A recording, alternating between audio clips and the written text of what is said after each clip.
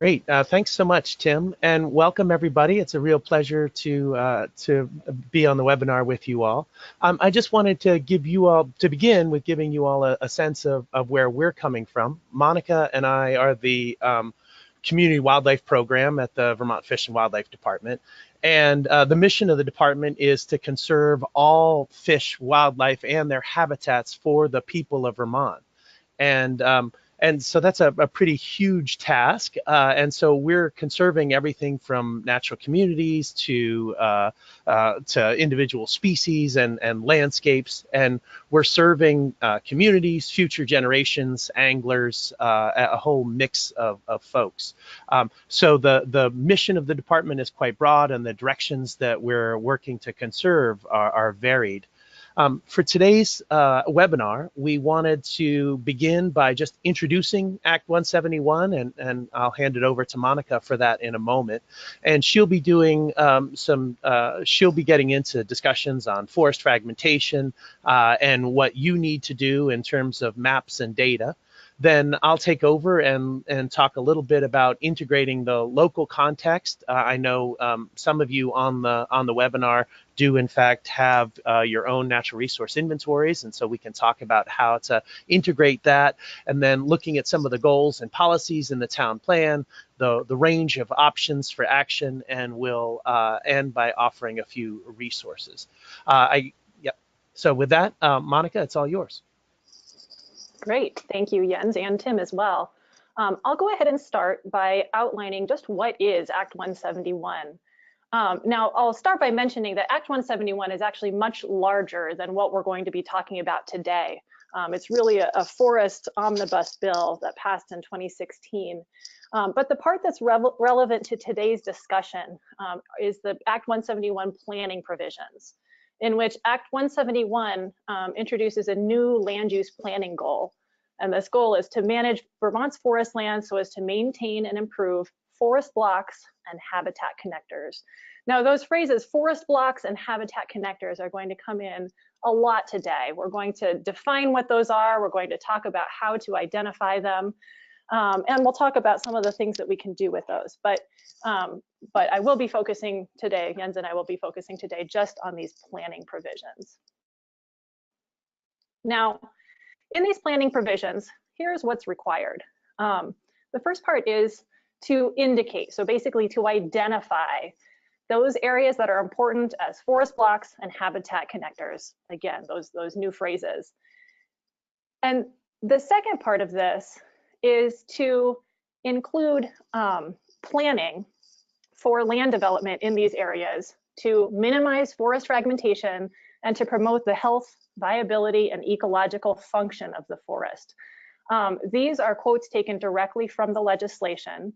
And one thing I'll point out here is that for the first part of this, the identification or indication of these areas that are important as forest blocks and habitat connectors, the legislation also does provide some definitions for these phrases, but they also specify that that if your town plan already has other phrases like wildlife corridors or connectivity or connected areas, that it's okay to expand these definitions and include other words or other phrases or other concepts that mean essentially the same thing. I'll also point out that this plan for land development in these areas is for a variety of reasons.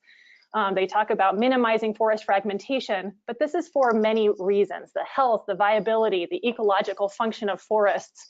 The legislation really specifies that this is for the protection of the working forest economy and for recreational purposes, and all of these are included in the purpose for the minimizing of forest fragmentation. Before I go into the detail of this, I also want to take a moment to mention that this is part of the planning process that towns are already undergoing. This step-by-step process is reviewed in the Vermont State Planning Manual, for example, where this is part of this process of doing a community assessment and developing a shared community vision And there's a lot of flexibility for how the provisions of Act 171 and addressing forest fragmentation can play out in your community. It's not prescriptive as far as exactly what you need to identify and how you need to plan to prevent forest fragmentation in your community. It's part of this grander planning process, and you as a town get to make most of these decisions. But at its core, all of this is really about forest. It's about celebrating the forests that we are part of in Vermont and that we have many of in Vermont. Vermont is a state where we have a great deal of forest. And this is good because we have many benefits that we get from maintaining connected forests. For example, we have rich biological diversity in our forests. We benefit from the scenery of our forests and the clean air. Our forests give us a working landscape and a rich forest industry and economy.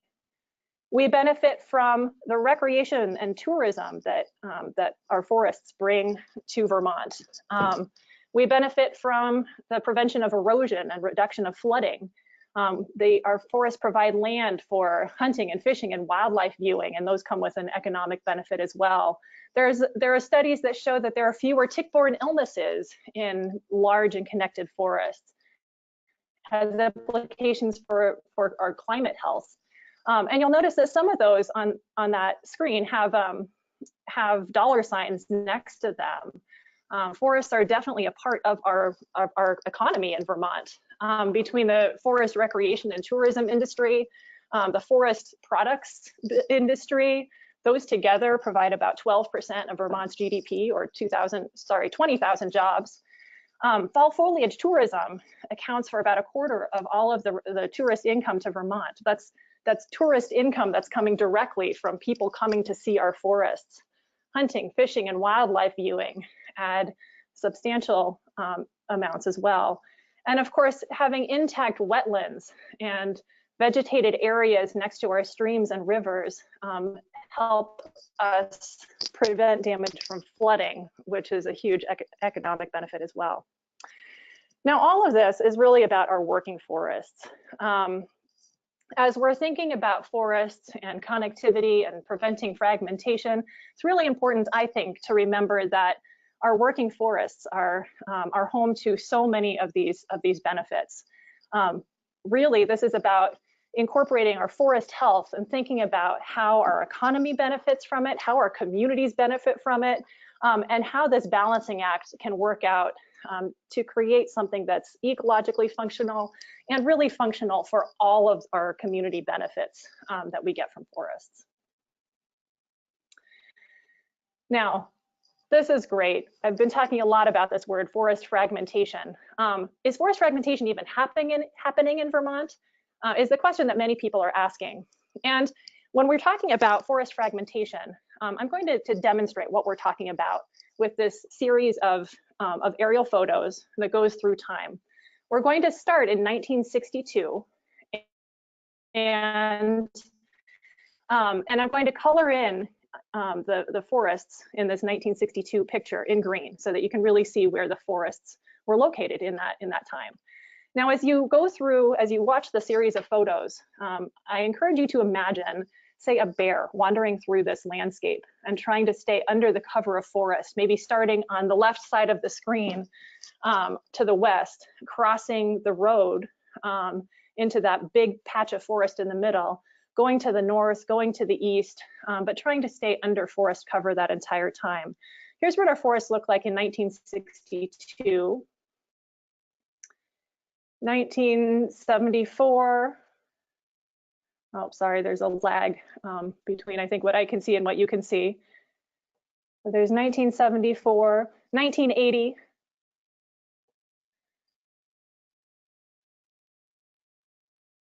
1996,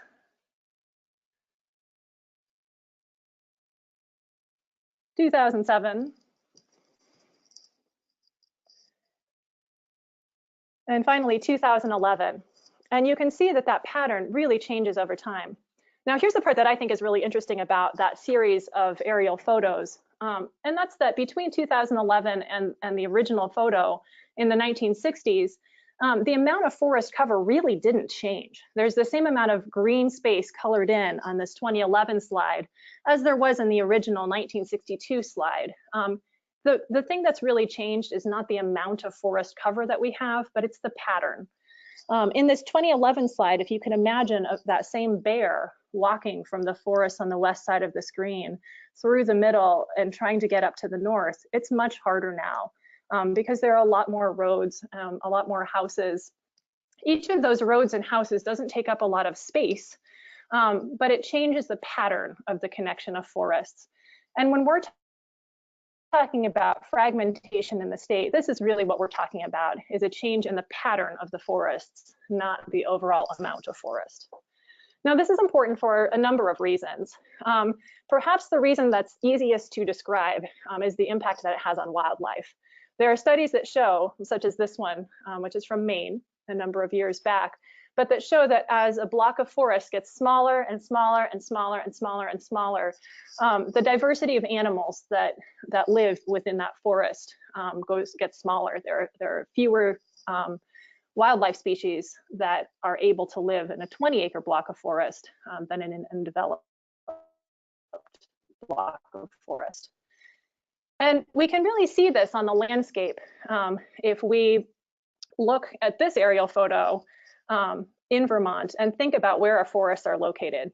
Now, in Vermont, we are so fortunate to have a number of forests that are still intact. And that's important because we have these wildlife species like this black bear or moose or bobcat or fisher that have these enormous home ranges. And it's easiest to see connectivity if we're thinking about these species, for example, and their ability to move through the landscape. So in Vermont, some of these forest blocks that we can see in this photo are still really big, and they're connected and they're unfragmented. Like this one on the western side of the screen, that's 72 acres. That's a great block of habitat. And if you connect it with this other block of habitat, which is 32,000 acres, now there's just one road to cross, and most wildlife can probably cross that road pretty easily. So really you can combine this together and get over 100,000 acres of forest that are all connected together. But what about the other patches of forest within the state? Again, we have some beautiful intact forests in the state, but are our wildlife able to get from one of these big blocks of forest to another? What happens as they're trying to move and transition their ranges over time? Can they get through an open valley like this? If we zoom in on that area, now these are some places. There are many places like this in Vermont that might look something like this. And we can think about this in terms of where the forest patches are. We can look at some of these forest patches and say, well, those are the biggest blocks of habitat. We'll call those the forest blocks. But if you're thinking about one of those animals, say a black bear, moving through these forests, then we need not only those great big blocks of forest habitat, but we might need some of these smaller blocks too to act as stepping stones as the animal is moving across the screen. There are some other areas that are needed too. Now that smaller block of stepping stone, it might not be the biggest and best patch of habitat around, but it's needed as an animal is moving through. There are also these kind of shrubby, scrubby patches right next to the road where that's not great habitat at all, but once again, it's needed as that pathway for wildlife moving through a landscape. Another place that might be used would be the vegetation along the side of a river or stream. And back to Act 171 and these phrases that we mentioned in the beginning, those forest blocks and habitat connectors, this is really what we're talking about, maintaining not only those biggest blocks of forest habitat, but the other habitat that's also needed for wildlife to be able to move through an area.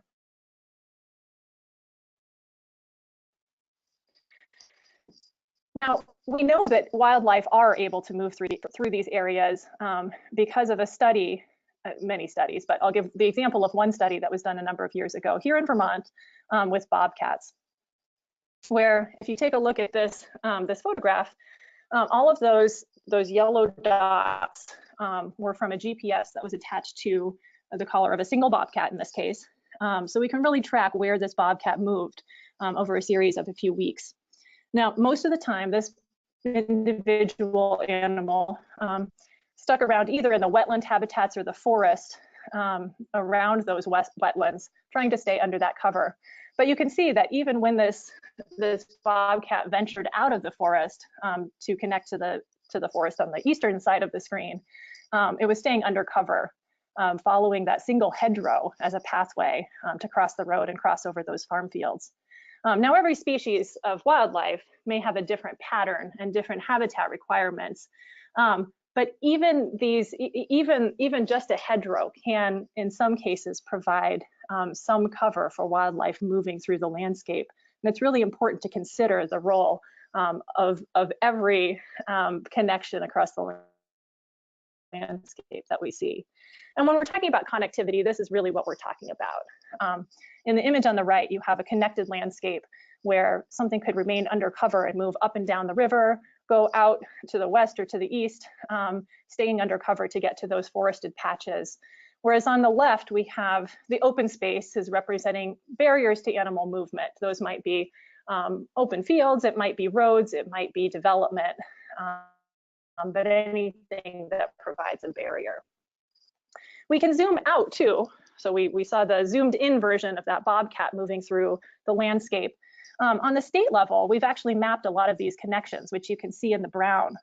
These are the connections that connect wildlife habitats across Vermont, from the Berkshires down in Massachusetts all the way up to Canada. We have some connections that go out into the Champlain Valley, over into the Adirondacks through that part of kind of central Vermont through Rutland County, and then up to the Northeast Kingdom. And these do provide pathways for wildlife movement throughout the state and beyond. In fact, when I mentioned beyond the state, this is part of a region where a group called Two Countries, One Forest and the Staying Connected Initiative have worked together to identify wildlife movement patterns, not even just in Vermont, but throughout the northeast of the United States and southeastern Canada, to identify how wildlife are connecting through this giant area. The colored patches you see are places where that connectivity could be lost, but we're hopeful that it isn't lost, because Vermont is really the crossroads of connectivity through this entire area. In other words, what happens in Vermont matters not only for our local Vermont wildlife, but could have impacts on wildlife ability to travel throughout this entire region. So all scales really matter. It's these little local connections that are seen with this bobcat going from one patch of forest to another via a hedgerow, that make up the connections at the state level. And these are the connections that make up this regional level that impacts wildlife all the way from the Adirondacks to the Gaspé Peninsula. Now, I also want to bring it back and say, this isn't just for wildlife. As I mentioned in the beginning, Act 171 and our ideas about forest fragmentation and planning to avoid forest fragmentation in the future are easiest to recognize if you think about these wide-ranging mammals like a black bear moving through the landscape. But connecting our forests has benefits far beyond just wildlife, including recreation and tourism and the working lands economy and all of these other hosts of benefits. So really maintaining these connections would benefit not just wildlife, but everything else as well. All right, so that's what fragmentation is.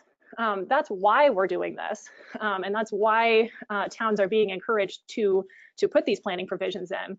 How do we actually move forward though, and do what's required in our town planning process in Act 171? The place that I would suggest going is to BioFinder, B-I-O-F-I-N-D-E-R, biofinder.vt.gov. It's an online, accessible to everyone website that has a number of maps and data that are posted there.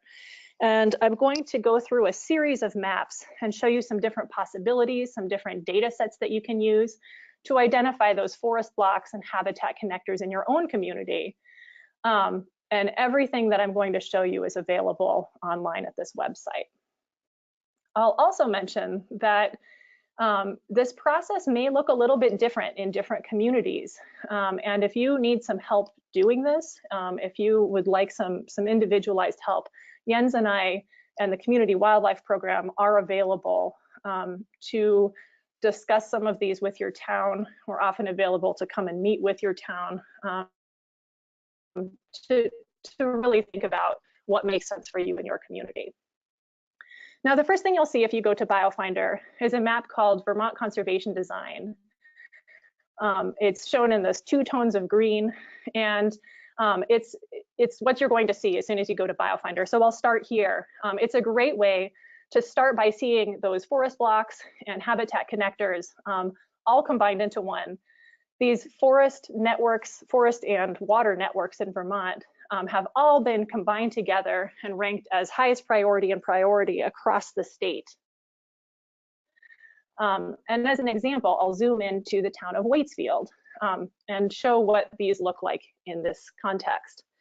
Now, Vermont Conservation Design may be a good place to start so that you can really see what the whole network looks like of connectivity, of connected lands and waters across your town.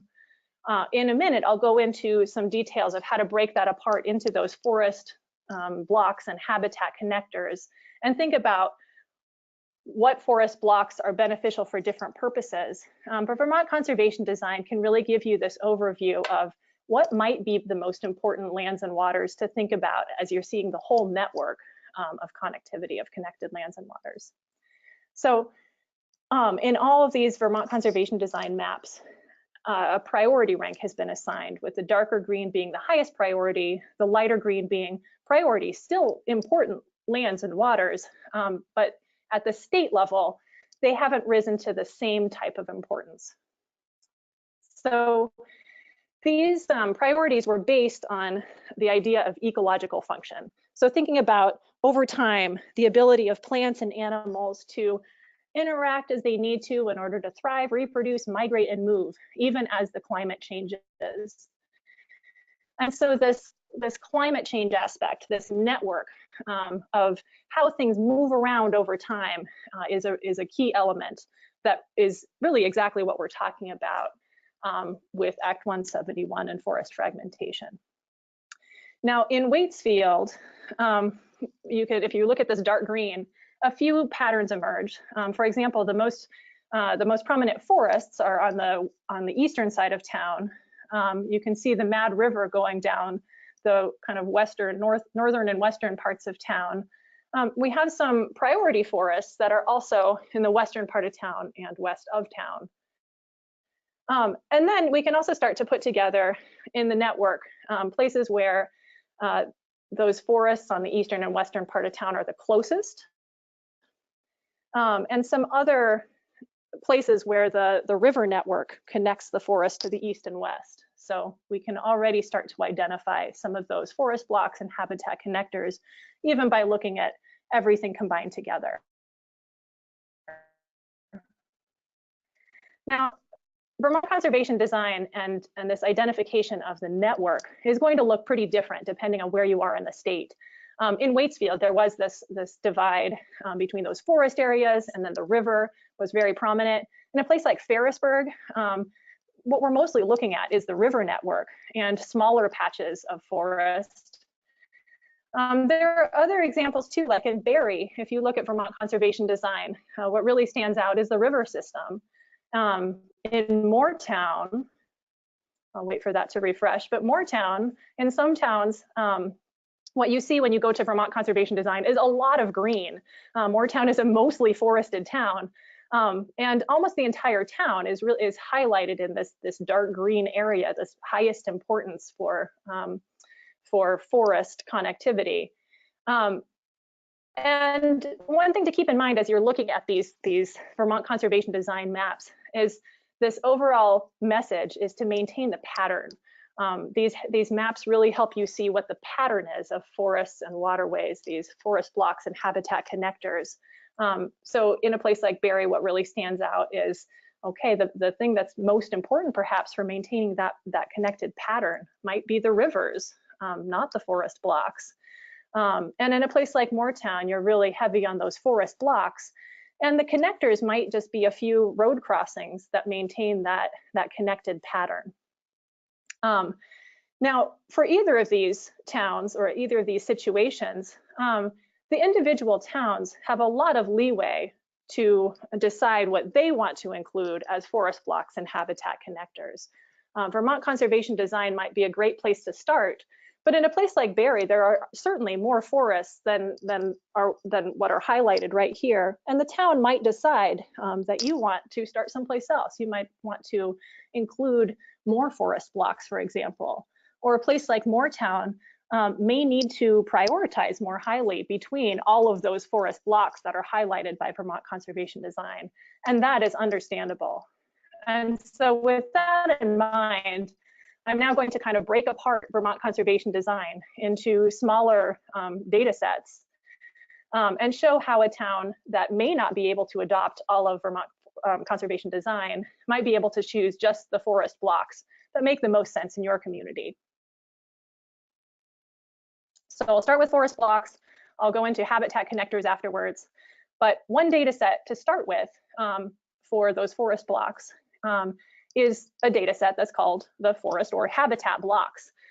These show all of the areas of natural cover in the entire state that are at least 20 acres. So anything that's any natural patch of cover that might be surrounded by roads or development, but does not have any roads or development inside it, is mapped on this map.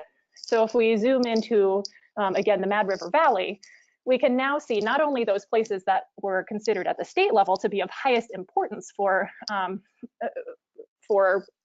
ecological function, but we can really see any of these patches of cover that are at least 20 acres. And they're captured by size here, with the darker colors being the largest blocks of forest habitat in the state, going down to that lightest yellow, which are blocks of about 20 acres. Now, the Agency of Natural Resources has also taken those initial forest or habitat blocks, which you can use just that data set to help you get started in your towns. But there are some other data sets that have also prioritized in different ways. But instead of lumping all priorities together as they have in Vermont conservation design, we've divided it out so that you can look at different functions. For example, interior forest. Interior forest is usually the biggest blocks of forest or natural cover within a region. And what I mean by that is within the spine of the Green Mountains or up in the Northeast Kingdom, there are some very, very large blocks to choose from. So what has been identified as highest priority interior forest in those places is a much larger block than, say, in the Champlain Valley, like in the western side of this picture, where there can be some very small interior forest blocks that are still included as highest priority. But these tend to be the biggest blocks of forest or the most intact, or in some cases, those blocks that have very significant features, ecological features that boost their rating. We can zoom into the Waitsfield area and see how this interior forest blocks prioritized layer plays out here. And here you can see that in Waitsfield, Waitsfield doesn't really have much of that highest priority interior forest block, although that very northern corner is part of one of the larger blocks of habitat in the state. So that could be missed if we just look at Waitsfield itself, but it's really important as part of that much larger block. But much of the eastern part of town is mapped as a priority interior forest block. Another data set shows those habitat blocks that are particularly important for connectivity. So in other words, this is looking at those networks of how the most important and biggest patches of forest connect across the state. And this is the map I showed you earlier when we were looking at the entire state level, connections that go down into the Berkshires, across into the Adirondacks, up into the Northeast Kingdom and beyond into New Hampshire and Maine, and up to the north of the Green Mountains and into Canada. And again, we've prioritized them by highest priority and priority connectivity blocks. Again, if we zoom into the Mad River Valley, we can see how this one plays out. And in this case, while that eastern part of WAITSFIELD didn't rise to a highest priority in terms of interior forest features or functions, it does rise to that highest priority in terms of its importance for connecting that ridge line that goes east of the Mad River Valley. You can see also, well, the arrows are to visualize that connectivity going north and south, but then also crossing over the river and the roads that tend to separate the Mad River Valley, east and west. For the connectivity blocks, I think they're easier to visualize if we also add back in that interior forest, because we can really see which are the highest priority interior forests that are being connected by these connectivity blocks. Now I'm going to quickly mention one other type of habitat block.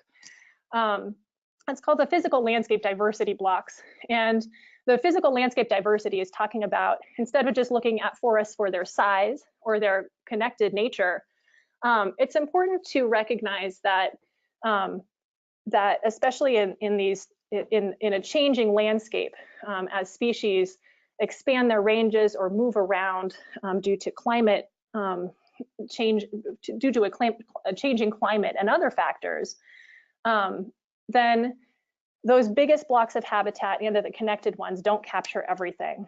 Physical landscape diversity is a measure of how things are likely to move around in response to climate change. We know that places with diversity in the physical landscape also correspond to a diversity of species that live there. And so these physical landscape diversity blocks are a way to capture some places that are really unique in terms of their slope and aspect and bedrock and soils. But even if they're not the biggest and best habitat blocks around. Now, right now on BioFinder, you have maps that look like the one I'm showing right here of WAITSFIELD, and they're not just showing forest blocks. It shows forest and water all connected together. But coming soon, we're hoping to get this up in this summer, we'll be able to show those same features, but in terms of the blocks. I'll give you an example. I was working in the town of Windsor recently, and this is similar to what you'll see coming this summer. Sorry, it's taking a little bit to refresh, but in the town of Windsor, instead of the first map that you just saw of Windsor, where all of those physical landscape diversity blocks are contiguous, we will be showing a form of these blocks where they really are representative of the forest blocks, and so they could be used for Act 171. And in the case of Windsor, if we add in the interior forest blocks and the connectivity blocks, you can see that looking at the physical landscape is also a way to add some additional forest that is highly important, even though it's not the biggest around, but definitely important as wildlife are connecting throughout the ranges. But going back to WAITSFIELD, as you have identified your forest blocks that are important for the town, then it's time to compile the map. And in any town, the maps that I've just shown you, whether it's the physical landscape diversity or interior forest or connectivity blocks, these are the things that you can choose from, or those basic habitat blocks that include anything that's 20 acres or larger. But it's really up to the town to decide which of those is important for you. And you can choose these ones in WAITSFIELD. WAITSFIELD might choose these ones. They might choose a different subset, but it really needs to be a process that's identified within the community itself. What we do recommend, though, is once you've identified those different features, we recommend compiling a map and just calling them, these are the forest blocks that we would like to plan for the prevention of fragmentation into the future, so that the map that you include in your town plan looks more like this than the one that has connectivity blocks and interior forest blocks and different blocks that can be very confusing as you move forward. In the end, you're choosing them because they're all forest blocks. At that point, it's time to look at the habitat connectors. And this part can go a little bit more quickly, but I want to emphasize that this is just as important as identifying the forest blocks. It's also the aspect of Act 171 that tends to be a little bit newer in the planning process. There are fewer towns, I believe, that have really identified these habitat connectors as the towns that have identified the forest blocks. The first place to start is with surface waters and riparian areas. That's the name of a data set, but you can really think of this in terms of where are the rivers and streams. Oftentimes when these rivers and streams have vegetation surrounding them, they are some of the best habitat connectors around. Wildlife can travel through them. They're movement corridors for plants to move throughout their ranges or expand their ranges. And of course, keeping vegetation next to streams and rivers has many other benefits as well, like flood mitigation, for example. These are places that most communities are already focused on in their town planning process. And so it's important to remember that you can add these parts, these places as well, as part of your habitat connectors when you're thinking about Act 171 and preventing forest fragmentation. In BioFinder, so we can see how this looks in WAITSFIELD. And in WAITSFIELD, I'll point out too that wasn't just blank space there in between those forest blocks. It's of course where the Mad River is. And so as you can see from this map, it's a great way of connecting all of those forest blocks. Another thing to consider are the smaller forest blocks. For example, in WAITSFIELD, it could be that the community would want to add some smaller forest blocks that are important for other reasons in the community. These smaller forest blocks also come into play in a place like Ferrisburgh, where there are just smaller forest blocks in the Champlain Valley. And you might want to have different planning provisions for these smaller forest blocks,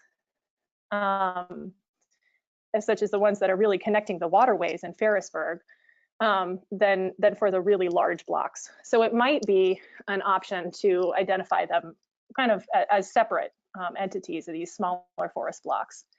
As we're in Ferrisburgh here too, I want to point out that these habitat connectors can be just as important or even take up more space in the case of Ferrisburgh as the forest blocks themselves. As we're thinking about connected landscapes, well, this bill really focuses on the forest habitats and the forest blocks for many reasons. Depending on the context of your town, the habitat connectors and these river areas and maintaining vegetation near the rivers might actually be equally, if not more important. And finally, the last piece of this is identifying the wildlife road crossings. In other words, thinking about where wildlife are most likely to cross roads. Where do those forest blocks come closest to roads? There are places where wildlife are more likely to cross than others. And we have this data set, the highest priority wildlife road crossings, available on BioFinder. But I also want to mention that it's okay to simplify this data. As you look at all of these road crossings in the area, what you might want to do is identify, okay, well, we've only identified some of those forest blocks in our town as being the highest priority ones. It's also okay to identify those wildlife road crossing areas that are the best at maintaining the connection that you're looking for.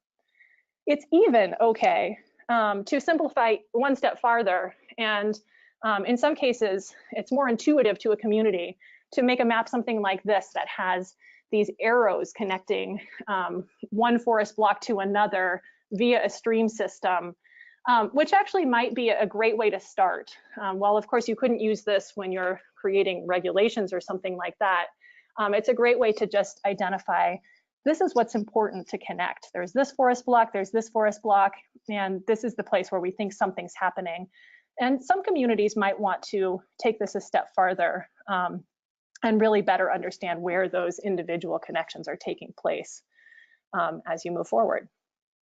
So that was a lot of information, a lot of maps, a lot of data to consider. And I'll turn this right over to Jens in just a moment here, but I just want to end this section by saying that if you need some additional help figuring out how these maps might play out in a single town, in your town, please do feel free to contact Jens and me, and we can help you with that part. All right, over to you, Jens. Great. Well, thank you so much, Monica. So I just wanted to pick up where Monica left off because I know several of the towns that are represented on the webinar today do have local inventory. And so it's often a question, okay, well, we have all these statewide priorities. What do we do with our local data? How does our local data help? And how do we treat it vis-a-vis these statewide priorities? You know, what we have on screen is the natural resource inventory from WAITSFIELD and Fayston that was done a few years ago. And I'll just jump to another example that some of you on the webinar know very well. This is Cornwall, Vermont. And what you see on screen is the Vermont Conservation Design data, the highest priority landscape scale data. Now, Cornwall is, like Ferrisburgh, is a Champlain Valley town, a lot of agricultural land, beautiful scenic vistas. In the bottom right there of the map is a huge wetland complex called Cornwall Swamp. A lot of the other highest priority areas that you see on this map are those riparian networks that are connecting small forest blocks together. So this is very similar to our Ferrisburgh example. Now, Cornwall has had a local inventory done by Brett Engstrom. And Brett identified what he called ecologically significant sites. These places where there's a tremendous amount of biological diversity present, a lot of different things going on ecologically. But if you'll notice the difference between what's shown on screen, those ecologically significant sites, and that VCD data, the ecologically significant sites really zoom in at that site level. They show those places of high biological diversity. But I'll just put them on the screen side by side now. And so you do see a tremendous amount of overlap. These ecologically significant sites are generally within that highest priority landscape scale network. So you can think of sites and a lot of what local inventory data has to offer as adding value to certain parts of the network. It's saying the whole network is important and we need to maintain the whole network, but there are certain places within that network that have more going on ecologically speaking than others. The other thing you might notice on this map is that there are some areas that are not included in the Vermont Conservation Design Network. There's one block kind of central to the screen that doesn't have green underneath. So what does that mean? Well, I'd say that's a local priority, and it's absolutely appropriate to include that in your local planning process. And it's absolutely fine to identify that spot as an important, a locally important ecological site. And you should include that in your planning framework. Just because something doesn't show up in Vermont Conservation Design doesn't mean you shouldn't plan for it. I've worked with a lot of towns recently that have some forest blocks, for example, that might show up as priority in the VCD context, and yet from that local context are the highest priority. And that discrepancy is fine. It's because of the different scales at which the data was collected. And so you're doing town planning in Act 171 at that local scale. It's fine to include those local priorities. So this is what we've outlined now between Monica's presentation and this piece on local data is collecting all of this ecological science and getting all of that at your fingertips, figuring out what's going on ecologically. But there's more to the town planning process and incorporating these ideas from Act 171 into your town planning process. So I would suggest that community values mapping is a great next step, part of this local assessment of figuring out what local residents care about. Now, a lot of towns will do a survey and they'll mail it out and they'll ask, what do you care about? What are the most important things for you? The problem is that we have conflicting values. On the one hand, I personally want economic development so that my kids can get jobs and they can continue to stay in Vermont. I also want a beautiful connected landscape that offers the same sort of ecological function that I enjoy today, and I want that into the future. And so my response to a survey might look pretty contradictory. And so community values mapping is a great opportunity for answering not just what you want, but where. So what we'll do is we'll get as many people from the town together in one room as possible. And this is a picture from one of the Cornwall value mapping events that we did at the school. And we'll break them up randomly into small groups and have a base map at the center of each small group. And then they get into the task with a facilitator at each town of answering what do they love about living in Cornwall. And they'll circle different places. And they give very different responses. I love the quiet here. I love the community feel of the town center there. I love road biking on these scenic roads. There are all sorts of different values that people will circle. And so what we'll do with that information is then put those into different value groupings. And in the case of Cornwall, here is the list of the value groupings we use: these historic, community places, scenic, recreation, wildlife, hunting and fishing. And we can map each of those individual value groups and show what places are important in town for those values. What we can also do is overlap those value groups. And so what you see, hopefully now see at left, is the overlapping of those different value groups, where darker areas have more overlapping values. Now those places are potential places of consensus that are incredibly important for a diverse array of townspeople, a diverse array of values. And so that's a great place to start in thinking about different parts of town. I'll just add a side note. They could also show places of potential conflict. If, for example, we had hunters and mountain bikers in the same forest at the same time, those two values may not get along at the same exact time. And so you could be seeing a potential conflict. But generally here, what we're seeing is this understanding of what places are most important in town for the most diverse values. Now, I'll just add in those ecologically significant sites that I talked about. And notice how much correlation there is here between some of those places of tremendous overlapping community value and some of those ecologically significant sites. So those are real places of consensus where moving ahead on some manner of conservation, and I'll talk about that full range here in a few minutes, but that some manner of conservation is potentially really appropriate. It also shows us places where we might need to do some more work explaining why something is ecologically important because it doesn't rise for other community values. So the overlap of these community values and these ecologically significant sites can give you a really strong starting place on identifying locations for advancing conservation. Now, what are we going to do with this? Well, I'd say that the first step is to take that ecological data and put it in the natural resources map of the town plan. Now, even if you don't plan to regulate based on it or whatever, just having that information in the town plan, I think, is important for showing that ecological context, for showing that broad array of ecological values. And then the next step would be to update that natural resources section of the town plan, and perhaps also the land use chapter.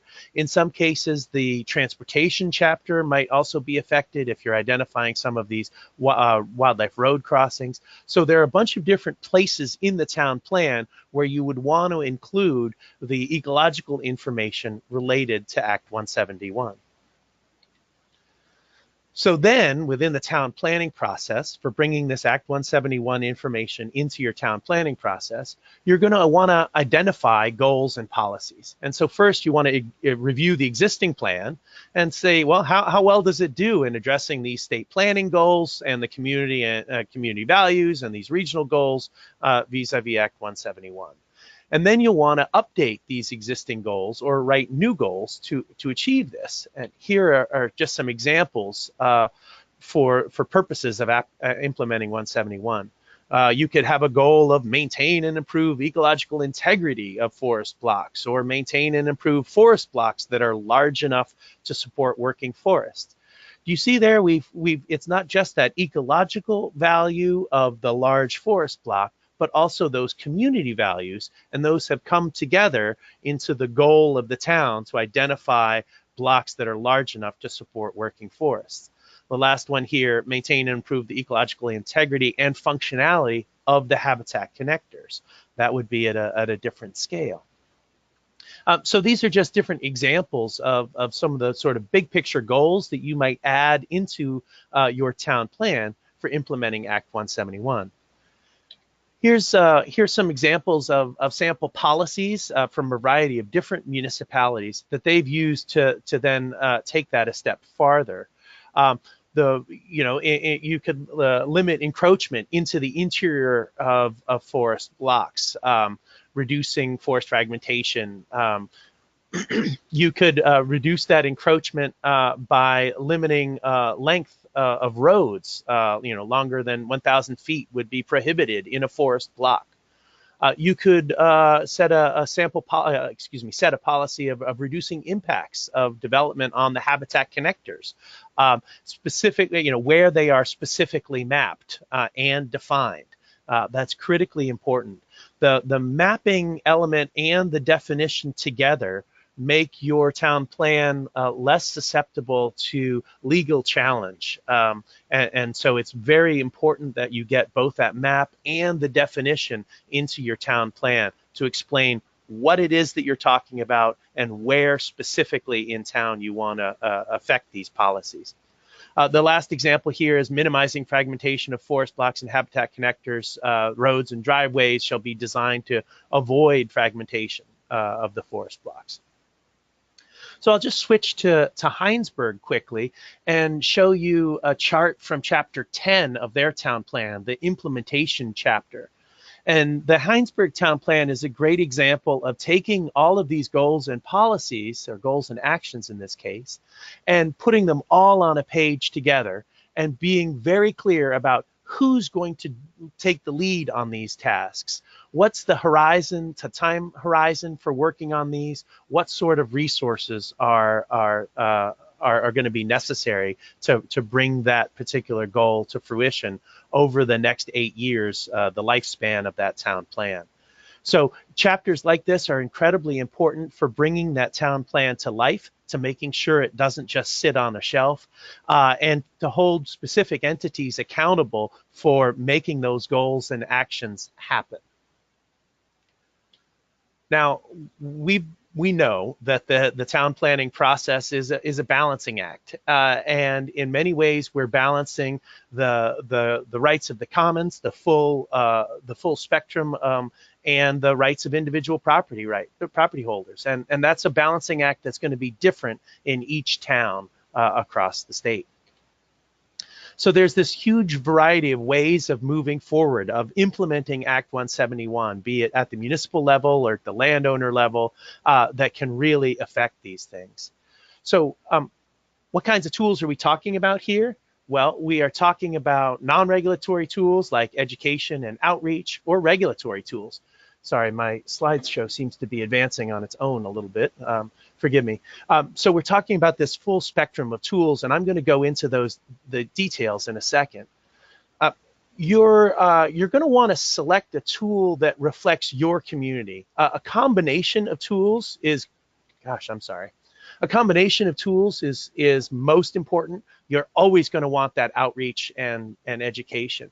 But you know, the complexity is going to depend on your community and your human capital and physical resources. So some examples of non-regulatory approaches might be the use value appraisal program, or you know, encouraging the formation of town forests, or landowner cooperatives. So there are all sorts of non-regulatory approaches, and you're definitely going to want to utilize some of these, no matter if or what regulatory approach you take. Outreach to landowners, again, is going to be a critically important piece of that. Partly, you might want to contact your county forester. You could help landowners understand their stewardship responsibilities and the Vermont land ethic. This is all part of supporting those Act 171 implementation. There are also a variety of regulatory approaches that you could use. There are conservation and forest zoning districts or overlay districts, subdivision requirements, and I'll just look at subdivision regulations here. Controlling the pattern of development, and they help towns plan for infrastructure. So we really think that these subdivision regulations are going to give you the most bang for your buck. They guide the parcel size and the configuration. They can mitigate the impact of development. So subdivision is a great tool to explore in the regulatory framework. Another good example might be an overlay district. So here's the explanation. Most overlay districts, most zoning districts assign different uses to different areas. They want to separate uses. But as you all well know, many natural resources are going to cut across several zoning districts. And so you can create an additional district, an overlay that goes on top of all of the other districts and puts them all together and says, this is, we're going to have additional standards that impact these overlay districts, that impact this whole area in addition to the standards of the underlying district. So let me just jump back to Cornwall for a second and look at their old 2008 zoning. And you can see that there's a huge amount of town that's in this low density residential zoning district, that there's a conservation district that in the bottom right there, and that there are a couple of village districts. Now, if we put the ecologically significant sites back on top of this zoning, you see that there is a lot of correlation between the conservation district and the Cornwall swamp that we talked about earlier. But you'll also notice that the vast majority of these ecologically significant sites are in the low density residential district. And that's true of many towns in Vermont, where these rural residential districts, these low density residential districts, are where we have many of the most ecologically significant sites. And those are often the sticking point with respect to these protecting ecological integrity. Sorry that this one's a little difficult to see, but this is the full Vermont Conservation Design Network underneath of the zoning districts. And so that whole pattern that we talked about as wanting to conserve for the purposes of Act 171, that those forest blocks and those connectors, the huge majority of that pattern falls within this low density residential district. So there's really the most opportunity to work on pattern within that single district, or you could approach it as an overlay district or whatever. So I'm just using this old zoning, Cornwall's old zoning map to show you sort of the opportunities here for where you might want to focus efforts outside of the town plan. And as Monica said at the outset, you know, we're interested in this connection where the healthy forests are contributing to our healthy economy, and all of this is contributing to a healthy community. And so as we're doing our planning for Act 171, we're not just doing this for the forest. We're trying to balance all of these different values to make vibrant whole communities that have robust economies and robust ecologies for moving your town's goals forward. So it's this balancing act.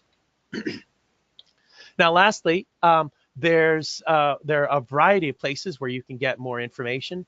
Monica said at the outset, go to BioFinder and look at these maps, get into this ecological data.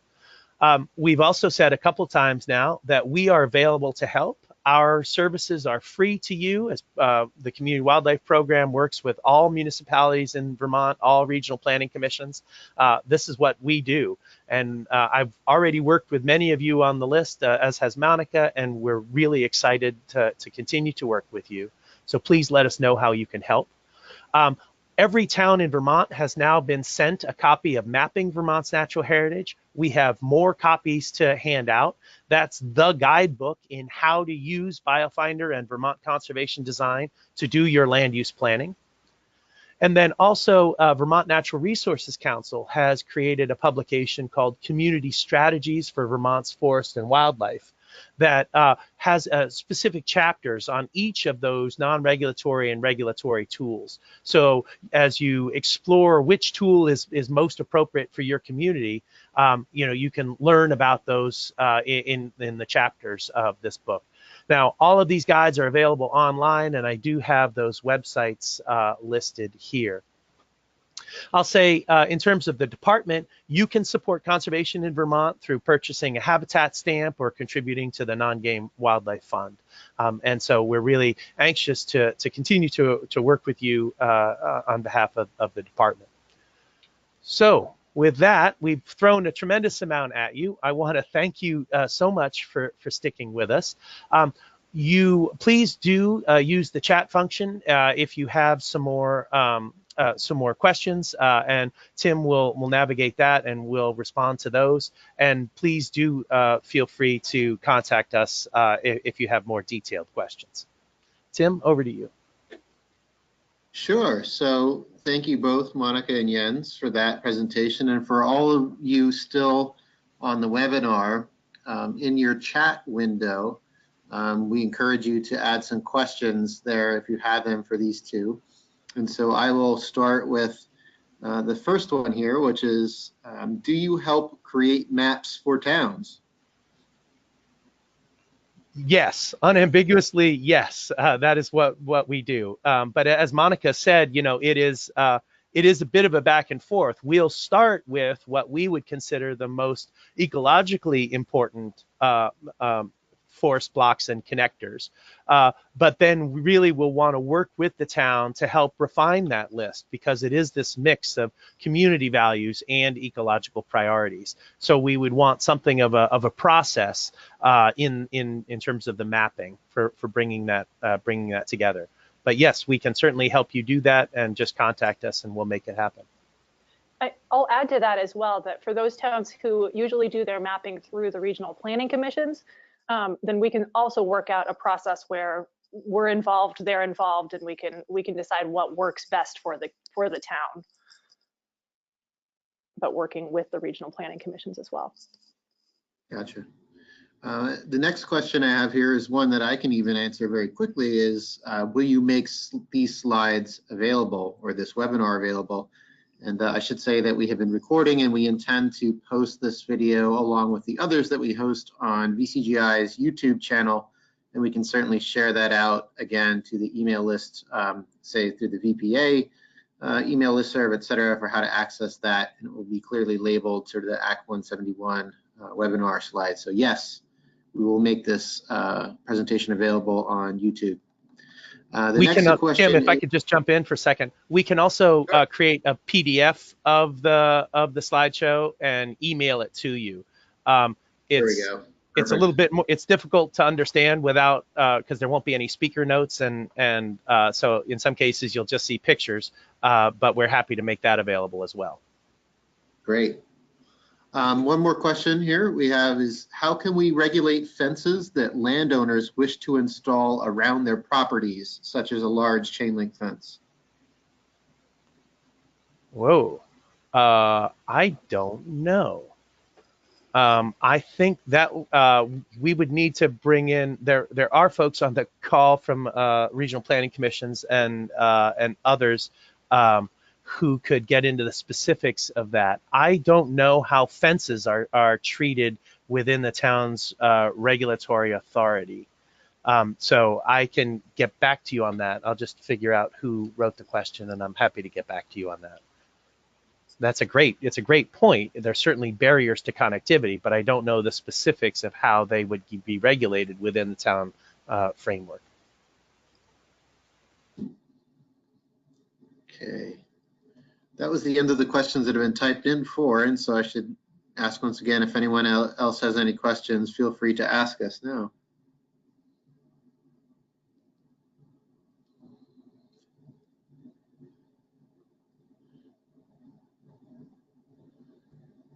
Okay, that might be most of them. Jens, Monica, do you have anything to say in closing? Thank you all Thank so you. much for coming. Yes, I agree. Thank you all for attending the webinar. All right, take care everyone and have a good rest of your Friday.